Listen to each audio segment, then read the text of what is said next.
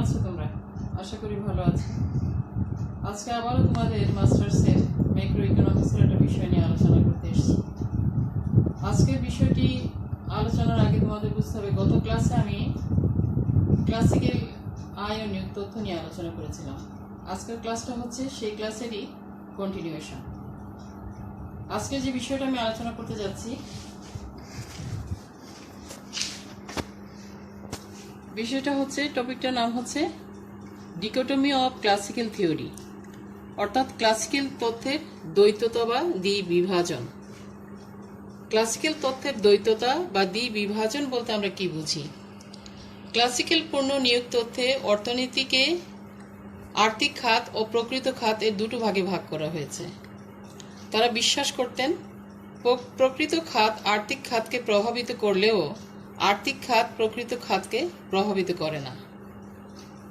অর্থনীতির এই বিভাজনই ক্লাসিক্যাল তথ্যের দ্বৈততা বা ডিকোটমি নামে পরিচিত। তাহলে বিষয়টি কি বুঝলাম? তারা বিশ্বাস করতেন প্রকৃত খাতে কোনো পরিবর্তন হলে তার দ্বারা আর্থিক খাতে পরিবর্তন আসবে, কিন্তু আর্থিক খাতের যতই পরিবর্তন হোক না কেন সেটা প্রকৃত খাতকে প্রভাবিত করতে পারবে না। অর্থাৎ অর্থনীতিকে দুটো খাতে ভাগ করা এবং এক খাত দ্বারা অন্য খাত প্রভাবিত হওয়া অথবা না হওয়ার যে বিষয়টা, সেটাকে আমরা ক্লাসিক্যাল ডিকোটমি বা ক্লাসিক্যাল থিওরির দ্বৈততা হিসেবে আখ্যায়িত করছি। এই ডিকোটমি বা দ্বৈততাতে দুটা খাত যে রয়েছে, রিয়েল সেক্টর বা প্রকৃত খাত, আর্থিক সেক্টর বা মনিটারি খাত, এগুলো কতগুলো উপাদান রয়েছে। রিয়েল খাতের উপাদানগুলো হচ্ছে শ্রমের চাহিদা, শ্রমের যোগান, উৎপাদন অপেক্ষক, কর্মসংস্থান, প্রকৃত মজুরি এবং উৎপাদন। আর আর্থিক খাতের বিষয়গুলো হচ্ছে অর্থের যোগান, দাম স্তর ও আর্থিক মজুরি। এই বিষয়গুলির সাহায্যে কিভাবে দ্বৈততা তৈরি হচ্ছে, এই জিনিসটা আমরা চিত্রের সাহায্যে প্রথমে বোঝার চেষ্টা করব। প্রথম চিত্রে 4টা ডায়াগ্রাম আমি ইউজ করেছি। এটা দ্বারা প্রকৃত খাতের পরিবর্তন কিভাবে আর্থিক খাতে পরিবর্তন নিয়ে আসে সেই জিনিসটা দেখানোর চেষ্টা করছি।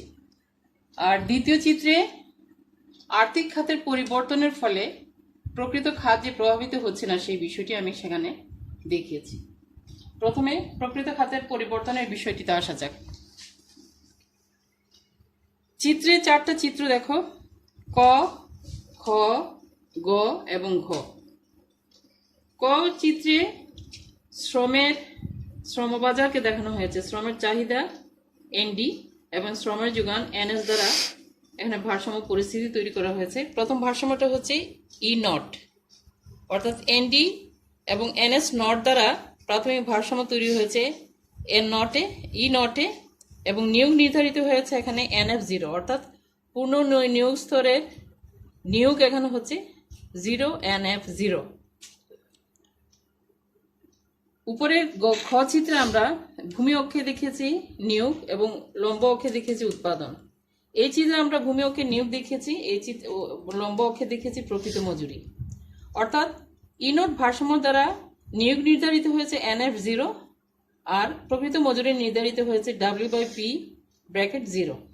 প্রকৃত মজুরি এটা। এই মজুরি লেভেলে, এই নিয়োগ লেভেলে খ চিত্রে উৎপাদনের পরিমাণ হচ্ছে টি নট, 0 টি নট। এই টি নট উৎপাদনকে আমরা গ চিত্রে স্থানান্তর করেছি।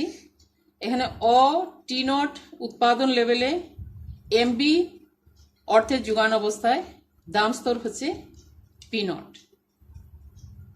অর্থাৎ এই চিত্রের এই অক্ষে দাম স্তর এবং এই অক্ষে উৎপাদন পরিমাপ করা হয়েছে।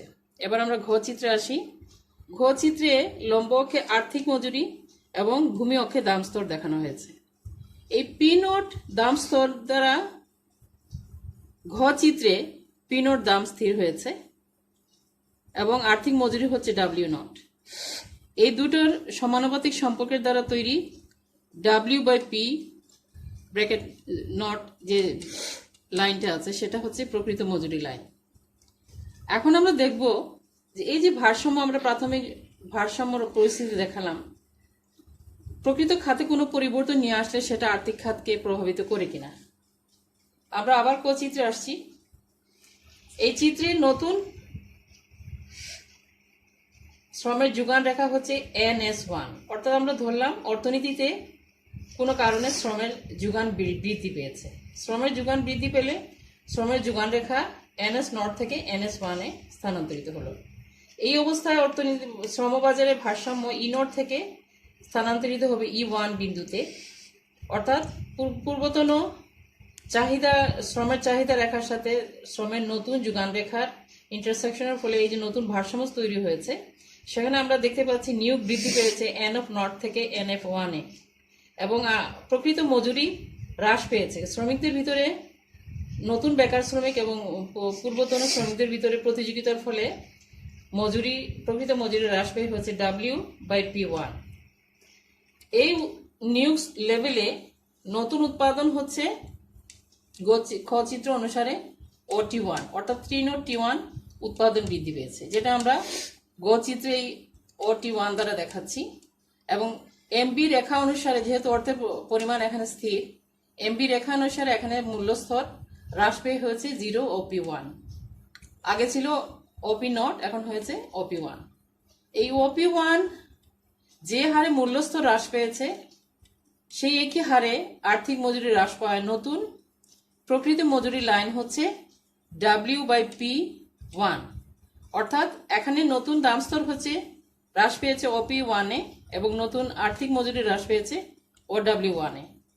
এই আর্থিক মজুরি হ্রাস পাওয়ার মূল কারণ হচ্ছে বেকার শ্রমিক এবং কর্মরত শ্রমিকদের ভিতরে প্রতিযোগিতা, যার ফলে কর্মরত শ্রমিকরাও কাজ হারানোর বয়ে তারা পূর্বের চাইতে কম মজুরিতে কাজ করতে তারা রাজি হয়ে যাচ্ছে। তাহলে আমরা দেখতে পাচ্ছি প্রকৃত খাতে শ্রমের যোগান বৃদ্ধি পাওয়ার ফলে সেটা আর্থিক খাতকে প্রভাবিত করেছে। মূল্যস্তর বৃদ্ধির মাধ্যমে মূল্যস্তর হ্রাস এবং আর্থিক মজুরি হ্রাসের মাধ্যমে প্রকৃত মজুরি হ্রাসের বিষয়টি এখানে ঘটেছে। তাহলে আমরা দেখলাম তারা যেটা বলেছিলেন যে প্রকৃত খাতের পরিবর্তন হলে সেটা আর্থিক খাতকে প্রভাবিত করবে। এখন আসো আমরা দ্বিতীয় চিত্রটাতে যাই। এখানে আমরা আর্থিক খাতে পরিবর্তন দেখাবো। প্রথমে একটা ভারসাম্য অবস্থা দেখাবো এবং আর্থিক খাতের পরিবর্তনের ফলে সেই ভারসাম্য লেভেলে কোনো পরিবর্তন আসে কিনা সেটা পর্যালোচনা করব। চিত্রে আমরা দেখতে পাচ্ছি এনডি হচ্ছে শ্রমের চাহিদা রেখা, NS হচ্ছে যোগান রেখা, দুটির ভারসাম্য বিন্দু হচ্ছে এই বিন্দুতে এবং নিয়োগ নির্ধারিত হয়েছে NF0-এ এবং প্রকৃত মজুরি হচ্ছে W/P0। এই নিয়োগ লেভেলে খ চিত্রে আমরা দেখতে পাচ্ছি উৎপাদনের পরিমাণ হচ্ছে T0 এবং প্রাথমিক MB0 রেখা, যেটা শ্রমের অর্থের যোগান রেখা অনুসারে মূল্যস্তর হচ্ছে P0 এবং ঘ চিত্র অনুসারে আমরা দেখতে পাচ্ছি সেখানে প্রকৃত মজুরি হচ্ছে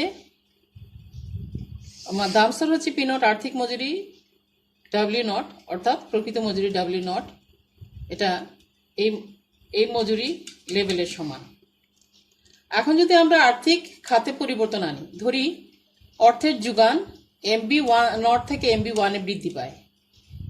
এই অবস্থা আমরা দেখতে পাচ্ছি যে অর্থের যোগান বৃদ্ধি পাওয়ার ফলে সেটা সরাসরি দাম স্তরের উপরে প্রেসার তৈরি করবে, অর্থাৎ দাম স্তর P0 থেকে P1-এ বৃদ্ধি পাবে।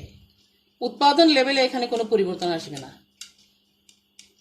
দাম স্তর P0 থেকে P1-এ বৃদ্ধি পাওয়ায় ঘ চিত্রে আমরা দেখতে পাচ্ছি যে P1 দাম স্তর যে অনুপাতে বৃদ্ধি পেয়েছে সেই একই অনুপাতে আর্থিক মজুরি W1 বৃদ্ধি পেয়েছে, অর্থাৎ প্রকৃতি মজুরি এখানে কোনো পরিবর্তন হয় নাই।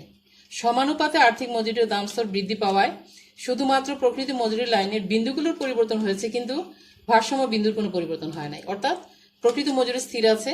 এখানে যদি প্রকৃত মজুরি স্থির থাকে তাহলে এই ক চিত্রে প্রকৃত মজুরি আমরা যদি স্থির ধরে নেই তাহলে সেখানে নিয়োগেরও পরিবর্তন হবে না। নিয়োগের পরিবর্তন না হলে উৎপাদন ক্ষেত্রেও পরিবর্তন আসবে না, অর্থাৎ আর্থিক খাতের পরিবর্তন প্রকৃত খাতকে প্রভাবিত করতে পারেনি।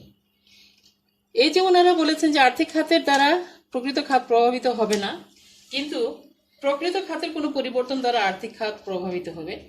এটাই হচ্ছে তাদের থিওরির দ্বৈততা বা ডিকোটমি। এখন কথা হচ্ছে তাদের এই তথ্যটাকে আমরা কতটুকু গ্রহণ করব। বলা হয়ে থাকে ক্লাসিক্যাল তথ্যটা, এই যে ডিকোটমি তথ্য বা ক্লাসিক্যাল যে আয় নিয়োগ তথ্য, সেটা স্ববিরোধী বা তার ভিতরে একটা অসঙ্গতি রয়েছে। এই বিষয়টা আমরা একটু আলোচনা করি। ক্লাসিক্যাল বক্তব্যের স্ববিরোধিতা বা কন্ট্রাডিকশনটা কি? ক্লাসিক্যাল দ্বৈততা অনুসারে আর্থিক খাত প্রকৃত খাতকে প্রভাবিত করে না, অর্থাৎ অর্থ নিরপেক্ষ ভূমিকা পালন করে, কিন্তু বাস্তবে অর্থ নিরপেক্ষ নয়। অর্থের পরিমাণ বাড়লে মানুষের ক্রয় ক্ষমতা বাড়ে, যার ফলে এগ্রিগেট ডিমান্ড বাড়ে, মূল্যস্তর বৃদ্ধি পায়, মুনাফার প্রত্যাশা তৈরি হয়, বিনিয়োগ বাড়ে, বিনিয়োগ বাড়ার কারণে কর্মসংস্থান এবং উৎপাদনও বৃদ্ধি পায়। এর প্রভাবে সামগ্রিক চাহিদা আরও বৃদ্ধি পায়, আবারও নিয়োগ এবং উৎপাদন স্তর বৃদ্ধি পায়। তাদের বক্তব্য থেকে প্রমাণিত হয় অর্থ নিরপেক্ষ নয়, সক্রিয়। বেকারত্ব দেখা দিলে প্রকৃত মজুরি, আর্থিক মজুরি এবং দাম স্তর হ্রাস পায়। দাম স্তর হ্রাস পেলে অর্থের প্রকৃত মূল্য বাড়ে। ভোগ্য পণ্যের জন্য, যেহেতু দাম স্তর হ্রাস পায়, ভোগ্য পণ্যের জন্য মানুষের চাহিদা পূর্বের তুলনায় বাড়ে, যার ফলে বিনিয়োগ বাড়ে, নিয়োগ বাড়ে এবং উৎপাদন বাড়ে। দাম স্তর হ্রাস এবং এর ফলে অর্থের প্রকৃত মূল্য বৃদ্ধি পাওয়া, এগুলো আর্থিক বিষয়, যা নিয়োগ, উৎপাদন এবং বিনিয়োগের মতো প্রকৃত চলককে প্রভাবিত করে। কাজে আমরা দেখতে পাচ্ছি দ্বিবিভাজন বক্তব্য ক্লাসিক্যাল তথ্যকে স্ববিরোধী বা সেলফ কন্ট্রাডিক্টরি করে তুলেছে।